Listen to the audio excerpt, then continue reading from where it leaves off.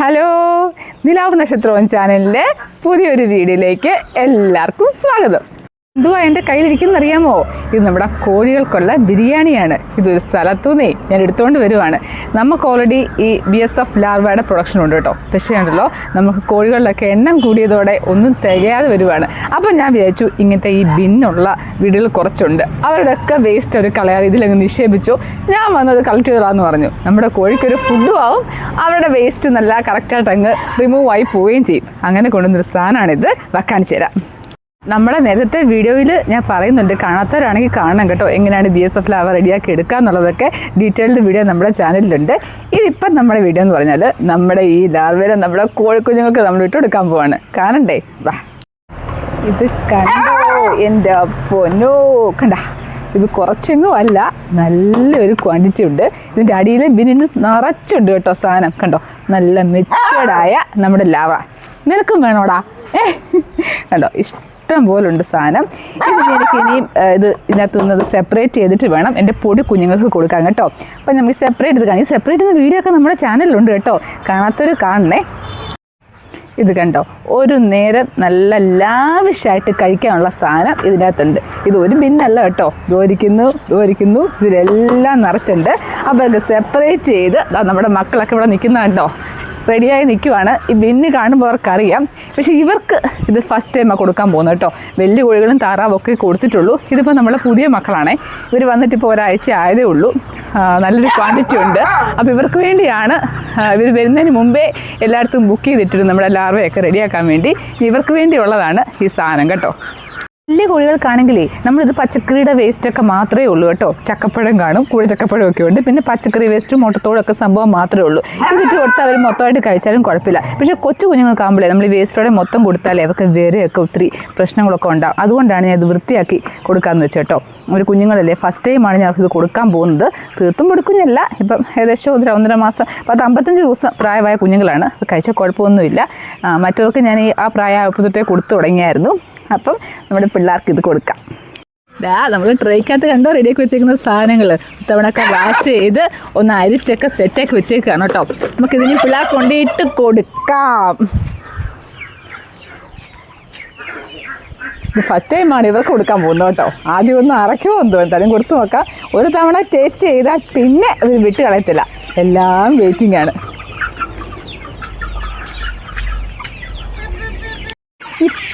പാത്രം ഒന്നും വെക്കാൻ സമ്മതിക്കുമെന്ന് തോന്നുന്നില്ല. മാറ്. നമ്മളിവർക്ക് ഗ്രോവറാണ് കേട്ടോ ഇപ്പോൾ കൊടുക്കുന്നത്. അപ്പോൾ അതിനേക്കാളും ഒക്കെ എന്തുമാത്രം പ്രോട്ടീൻസൊക്കെ അടങ്ങിയിരിക്കുന്ന സംഭവമാണെന്നറിയാൻ പോകുന്നത്. ഇത് ഉണ്ടോ, നിന്നടിക്കുന്നത് കണ്ടാ?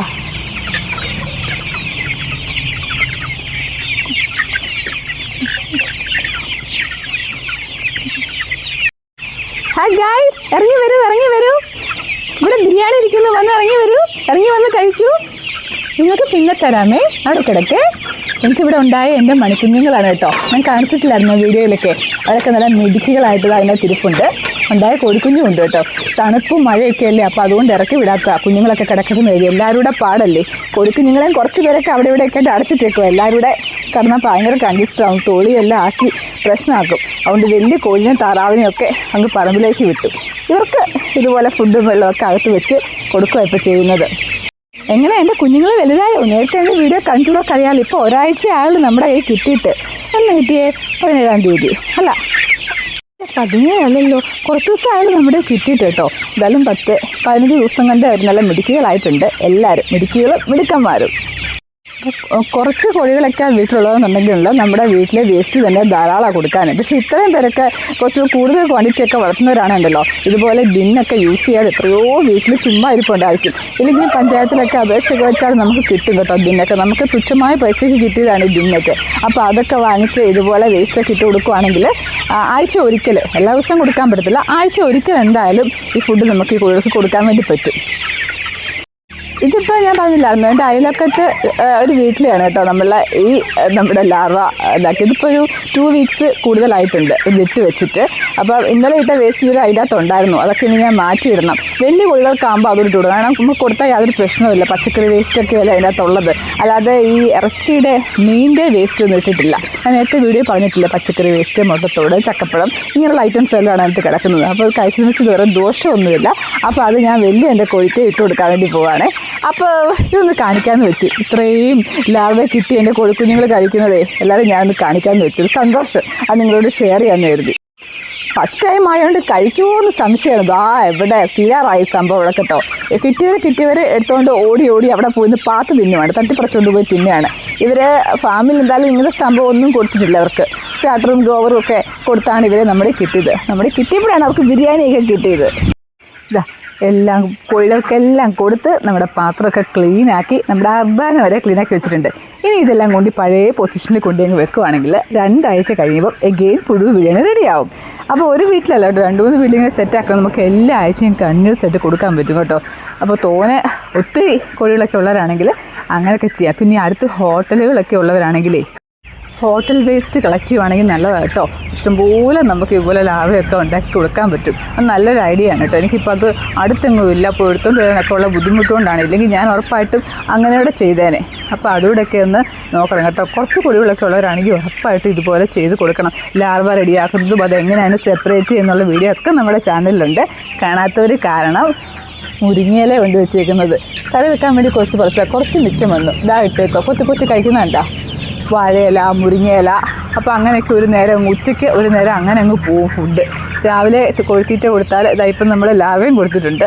അങ്ങനൊരു ശീലമില്ല, രാവിലെ കൊടുത്താൽ ഉച്ച കഴിഞ്ഞിട്ട് തീറ്റ കൊടുക്കത്തുള്ളൂ, ഇടയ്ക്ക് ഇല ഇട്ട് കൊടുക്കും, അതാണ് ശീലം. ഇങ്ങനെയൊക്കെ ഇടയ്ക്ക് തീറ്റ ചെയ്ത് കൊടുത്താൽ നല്ലതാണ് കേട്ടോ. നല്ല സംഭവമാണ്. ഈ മുരിങ്ങയിലൊക്കെ അയൺ കണ്ടൻ്റൊക്കെ ധാരാളം അടങ്ങിയിരിക്കുന്നതാണ്. അപ്പോൾ അങ്ങനെയൊക്കെ നോക്കണം. ഇടിശല്ലേക്കും എന്നെ കണ്ടപ്പോൾ ഞാൻ അടുത്ത എന്തോ ഫുഡുമായിട്ട് വന്നുകഴിഞ്ഞുള്ള നിൽപ്പാണിത്. ഇവിടുന്നെല്ലാം വന്ന് നിൽക്കുക കണ്ടോ. അപ്പം നമ്മുടെ ലാർവ വീഡിയോ നിങ്ങൾക്ക് ഇഷ്ടമായെങ്കിലേ നമ്മുടെ ചാനലിലൂടെ കൂട്ടുപിടിക്കണം കേട്ടോ, കൂടാത്തവരുണ്ടെങ്കിൽ. അപ്പോൾ പുതിയൊരു വീഡിയോ ആയിട്ട്, കൃഷി സംബന്ധമായ വീഡിയോ ആയാലും ഫാമിംഗ് വീഡിയോയിലായിട്ട് നമ്മൾ അടുത്ത ദിവസം തന്നെ ലാൻഡ് ചെയ്യുന്നതായിരിക്കും. അപ്പോൾ അതുവരെ എല്ലാവർക്കും ബൈ.